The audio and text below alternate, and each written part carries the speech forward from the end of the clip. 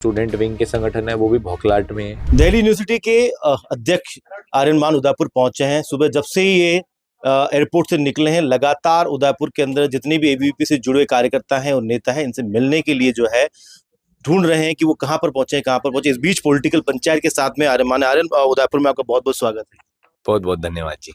फिलहाल जो है क्योंकि आप छात्र हितों के लिए जो है लगातार आप जो है आपके मैंने बयान भी देखे हैं। सबसे बड़ा सवाल जो शुरुआत के अंदर ये होता है कि छात्र संघ चुनाव नहीं हो रहे, 3 साल हो गए, क्या कहेंगे आप? मेरा इस पे ये कहना है कि पूरे राजस्थान में हर एक यूनिवर्सिटी में चुनाव होना चाहिए, जिससे हमारे देश में नए यूथ लीडर आए और जो यूथ की आवाज है वो ऊपर तक जाए। पिछली बार की सरकार ने यहाँ पे चुनाव बंद कर दिए और अब की बार मेरी यही मांग है कि पूरे राजस्थान में हर एक यूनिवर्सिटी में चुनाव चालू हो और अन्य अन्य राज्यों में भी चुनाव चालू हो। राजस्थानी हर एक स्टेट में जहाँ चुनाव होते थे जो बंद हो गए वो चालू हो, जिससे छात्रों की आवाज ऊपर तक पहुंचे और हमारे बीच में नए यूथ लीडर, नई सोच और मॉडर्न सोच के भी लोग रहे। कहाँ कमी लग रही है कि 3 साल हो गए लेकिन फिर भी जो है सरकार सोच नहीं रही है चुनाव के लिए? क्या युवाओं के प्रोटेस्ट में कहीं कमी है, उनके जोश में कहीं कमी है, सही लीडर्स नहीं है? नहीं जी, ऐसा नहीं है। जब जब सारे युवा साथ मिलके एक मांग करेंगे तो मेरे को पूरा विश्वास है कि जल्द से जल्द हर एक राज्य में चुनाव चालू हो जाएगा।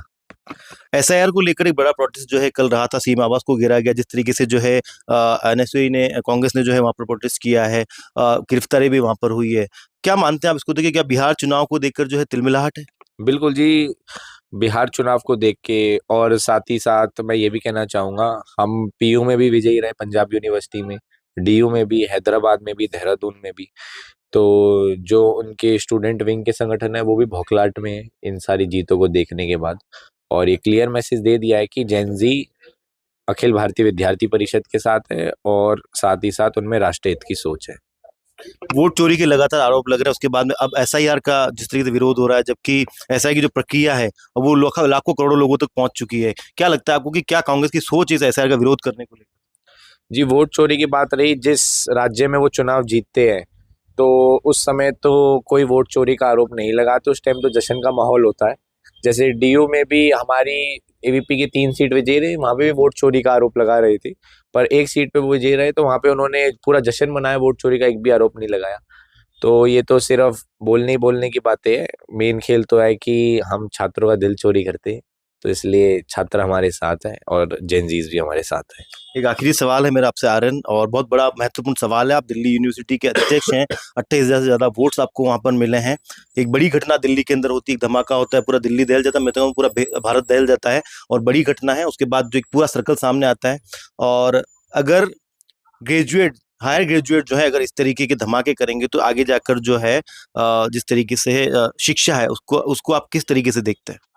मेरा इस चीज पे ये मानना है कि कुछ संगठन ऐसे हैं कि जो छात्रों के बीच में ऐसी ऐसी भावनाएं लेके आते हैं, देश विरोध भावनाएं लेके आते हैं, तो वो बहुत ही गलत है। और मेरा भी बड़ा दिल दहका कि मैं उस समय रेड फोर्ट के आसपास ही था, मैं कहीं से आ रहा था और जब मेरे को घटना सुनने में आई तो मेरे को भी बहुत बुरा लगा। और मेरा ये मानना है कि ये आखिरी घटना है देश में ऐसी हुई, मेरे को नहीं लगता कि आगे कोई भी ऐसी घटना होगी। लेकिन मेरा सवाल ये है कि जिस तरह से डॉक्टर्स, आप देखिए कि लगातार हर एक के नाम के आगे डॉक्टर्स, और वो जिस तरीके से है विस्फोटक सामग्री इकट्ठी करे और एक पूरी चेन वहां पर चल रही, स्लीपर सेल्स के तरीके। अगर हायर एजुकेशन में इस तरीके के लोग अगर यहाँ पर अगर सम्मिलित हो रहे हैं तो आगे जाके क्या भविष्य में देखते हैं आप? अगर जो सिस्टम है पूरा एजुकेशन का, उसमें किस तरीके के सुधार की जरूरत लगती है? नहीं, अगर हायर एजुकेशन डॉक्टर जब ऐसी चीजें कर रहे हैं तो ये बहुत ही गलत है। एक उनमें सोच की बदलाव आनी चाहिए और अवेयरनेस कैंपेन चालू करना चाहिए हमारे देश के प्रति कि ऐसी कहीं पे भी किसी को भी लगे कि कोई ऐसा संगठन या कुछ लोग जिनके बीच में ऐसी भावनाएं हैं, तो वो भावनाएं जल्द से जल्द खत्म करी जाए और जल्द से जल्द उन लोगों की जांच भी करी जाए।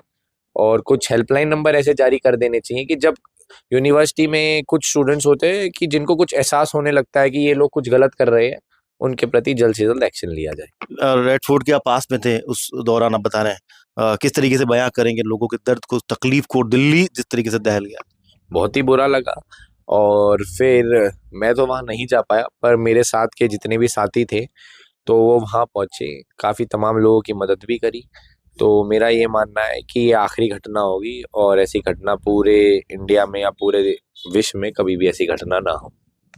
तो ये थे आर्यमान डीयू के जो है प्रेसिडेंट हैं। अच्छे वोट इनको मिले हैं। फिलहाल कुछ सवालों पर इनसे बातचीत हुई है, समय थोड़ा कम है, इसलिए फिर कभी इनसे मुलाकात होगी, अच्छी चर्चा होगी। पॉलिटिकल पंचायत के लिए उदयपुर से रवि मल्होत्रा।